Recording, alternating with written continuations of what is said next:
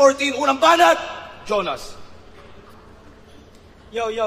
Pagpasensyaan nyo na, hindi quality yung boses ko. Pero laban pa rin, game? Siya si Ice Rocks na hindi sumikat kasi supot at OA. Tas nag-comeback bilang Saint Ice na bugok mag-wordplay. Kung sa Ice Rocks at sa Saint Ice hindi ka naging okay, baka kailangan mo na talaga ice for sale. Sinayang mo yung dati mong pangalan, di ka ba nang hihinayang pre? Alam mo bang nung Ice Rocks ka pa lang tol, wala na kaming pake. Nagpalit ka pa ng rap name? Nag-iisip ka ba? Hindi ka na nga sumikat sa dati, nagpalit ka pa. Putang ina. Kaya ang tangi ko maa-advise para sa katulad mo, itigil mo na lang Ice, di ka talaga para sa ganito. Ako madaling na-recognize kasi mas nice ako sa'yo. Kaya kahit anong ice mo pa dyan, Ice, panis ka sa ice ko. Ano, gasgas na ba yung ice? Pwes gagasgasin ko ng gagasgasin yan at hindi ako mapapagod. Normal na ginagawa yan sa ice kapag kinakayod. Eto, tinapat nyo sa akin, marami pa ritong mas better. Puta, magmumukha tong tube ice na sinalang nyo sa blender. Teka. Puro ice yung nagamit, malamang magalit na naman to. Kesyo, wala na ba kayong ibang maisip? Paulit-ulit na lang po. Puta, nagpipredict ka ng kapredict-predict? Hayop ang lupit mo. O sige, pag nagbanggit ka rin tungkol sa akin ha, magagalit ako sa'yo. Kasi nung laban nila ni 3D, pinredict niya, puro ice daw yung sasabihin. Gago ka ba, pre? Anong gusto mo, Saint Ice? Mag-wordplay kami sa'yo tungkol sa kape? Pang-inang to, ang pangit mo kalaban. Hindi pwedeng banggitin yung pangalan. Ano yun? Gusto mo sapakan tapos bawal kang tamaan? Tangina, okay lang mag-predict. Pero wag yung masyadong halatado. Kulang na lang sabihin mo sa tao, hulaan ko. Gusto mo akong matalo. Yung technique ni Pistolero, Brad, wag mo nang gawin. Hindi yan tatalab sa mga tulad kong praning. Bukod pa dyan, hindi yan pamantayan ng galing. Panay hula ka sa rounds, tang ina, Madam Auring. Sige, kung talagang magaling ka, hulaan mo na sa isip ko ngayon. Tama ka, pare. Yan talaga nasa isip ko eh. Wala kang sinabi.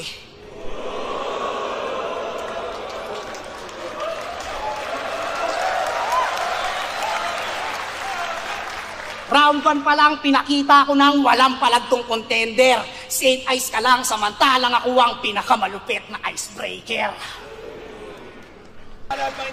Bravo! Ginagatasan ko raw yung liga. Pabibo kay Enigma. Bakit? Hindi ba? Tanginan to, kailan ko ba tinanggi, pre, ha? Tanginan to, tulig. Tanungin mo si Arik, siya pa nagbibigay ng link. Di ba, boss? Hati tayo sa kita. Tanginan to, bobo.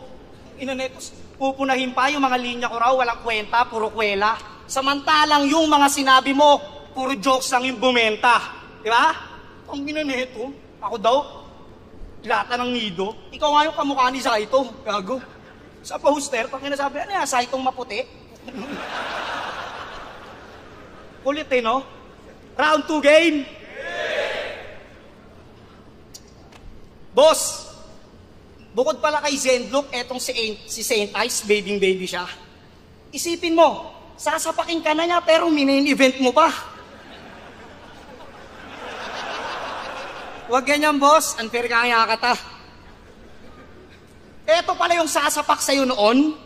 Ibang klaseng pagkakataon. Isipin mo yun, ang dami nagmamahal dyan kay Arik tapos mag-isa ka ngayon.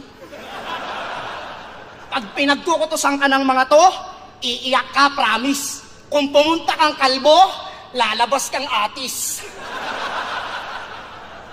Pero bilib ako sa kapal ng mukha mo, ha. Nakuha mo pang humarap. Sa taong bibigyan mo ng kamao pero bukas palad kang tinanggap. Sinali pa ng isa buhay. Ang swerte mo naman, Kap. Tapos tinapat ka pa sa akin, di pahinga ka na agad. Kasi wala kang gagawin, Saint Ice. Lalaban ka lang sa akin.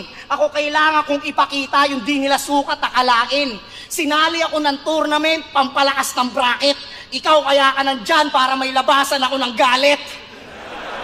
Kasi pukin ng ina mo, St. Ice, nung laban nyo ni Unico, 6 minutes kada rounds mo. Puro kakagulangan. Tapos sinali pa yung Mirage, yung isang tao pinagtulungan. Pero alam nyo ba kung paano siya nanalo dun sa laban? Pinasok ba naman yung Mirage, kaya yung parking nasa pawan. Parking? Mirage? Puta, kaya ko pala yung ganto? O, yung ginagawa kong simple, tol, big deal na sa'yo. Gusto siya pamantayan kasi yung mga sulat nga raw, komplikado. Gago, wala kang karapatang magturo kung yung mismong laro nga hindi mo kabisado. Kasi kung ayaw nila maging kato kasi galit na galit sa mga nanlalain, Mac. Keso, sumasabay lang daw sa meta. Ulul, wag kang magmagaling. Kung epektibo yung estilo mo, iba't nandyan ka pa rin. Kung ayaw nilang maging kagaya mo, tol, wag mo silang pilitin. Wala kasi yan sa angas ng sandata, nasa kung paano mo yung gamitin. Kahit bigyan ka na magandang kargada, hindi ka pa rin sigurado. Walang silbi ang rifle kung di ka asintado, kaya hindi ko kailangan magbago o makinig sa wak mong payo. Kasi kaya kitang patayin ay sa paraang mas masaya ko. Kasi kaya kong gawin ang ginagawa niya. Kung gugustuhin ko lang, Brad, at kung pipiliin ko lang na tong karir ko di umusad, pero never kong gagawin yan. Para lang sa tao magtunog malawak, mas pipiliin ko pa rin mangupal, masaya na ako, malaki pa bayad. Kaya sige, mag-wordplay ka na. Ah, shit. Kaya sige, mag-wordplay ka na. Fuck! Kaya sige, mag-wordplay ka na. Ano, paulit-ulit ba, men? Natural St. Ice, yun lang ang kaya mong gawin. Galing, no? Ginagawa mo yung ginagawa ko dati, ang lupit mo, pare. Basic pa nga eh. Okay ng teaching nga. Ang ina mo, pre. Grabe ka mambaon. Boss, gano'n ka pala mag-absorb ng jokes, no? 10 taon. Ang inang yan. Tagal nun. King ina, sinisita pa yung kanta. Yung kanta ko, tol, sumikat yun. Hindi katulad mo, ang wak. Buti pa yung kanta ko, dede. Yung karir nun, may hinaharap. Ikaw, king inang to, wala namang bilang, nagmamagaling. Tandaan mo, Ice, hindi ka uubra sa duling. Round 3, game? Di ba MMA fighter ka? Sige, isip mo laban natin, tignan nyo to kung uubra. Mapapahiya ako sa gitna ng stage kasi hindi ako pupunta. Pero fighter tong si Ice. Ngunit di siya magaling at malakas. Kaya pala Ice, kasi pagdating sa ring, nanigas. Ang angas pa naman sa interview, kala ko talaga mala Bruce Lee. Puta, pagtungtong sa ring, ting-ting-ting, Sleeping Beauty. Pero pre, marunong ka eh. Alam mo kung saan ka lang nagkulang? Hindi ka tinuruan paano magdala ng unan. Kahit pillow neck lang sana. Pang safety lang. Di mo type. Matutulog ka lang pala sana ang sinalihan mo, pillow fight. Pero maswerte ka pa rin. Kasi walang AI. Kaya nakaligtas ka, boss. Sa mga edit na pagsapak, biglang lalabas yung Diyos.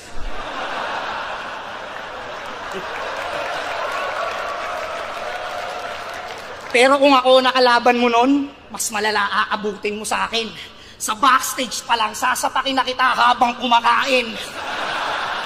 Susuntok-suntokin ko yung mukha mo, kahit na dumugo pa, sasabihin ko sa management natin, ikaw nanguna. De, joke lang. Hindi ako ganon. Pagdating sa octagon, estilo ko kakaiba. Lalapit ako sa'yo, tapos yayakapin kita. Sabay ipaparamdam ko sa'yo kung gaano kakahalaga.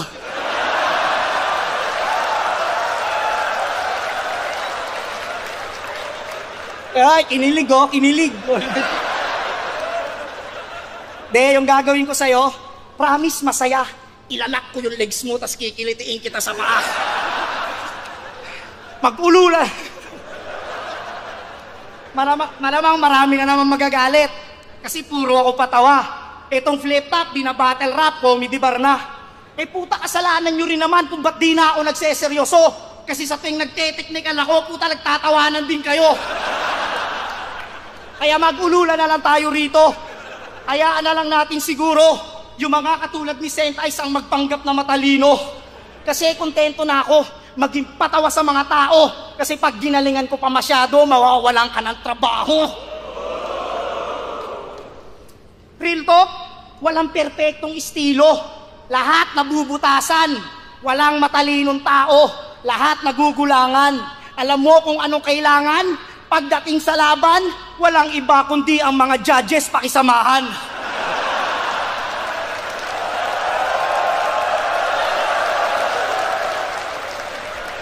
Lahat ng bara kong ibinaon, puro solidong pinag-isipan. Wala akong sinayang, kaya wala akong pagsisisihan. O kung di ako manalo rito, tama, wala akong pagsisisihan. At kung di ako iboto ng mga hurado, wala na lang pansinan.